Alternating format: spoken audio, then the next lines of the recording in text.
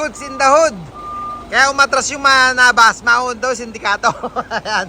Sir Joseph, okay na, thank you. Ayan, iuna natin mag-exit sa hood natin yung sindikato. Sindikato. Sabi naman yung mga plate frame na yan.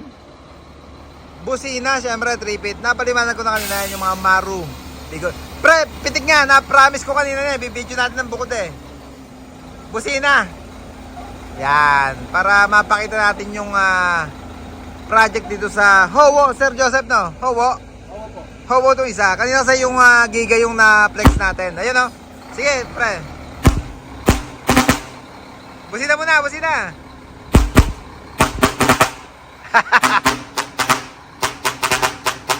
Ayan. Sindikato, maunang exit sa hood natin. Susunod yung mananabas. Yan, Howo, Sir Joseph na. Howo at Giga. 6WF1, no? WG1. Sorry, 6WG1. Yung isa niya mananabas.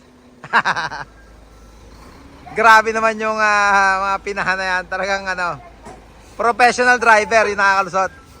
Sir, thank you.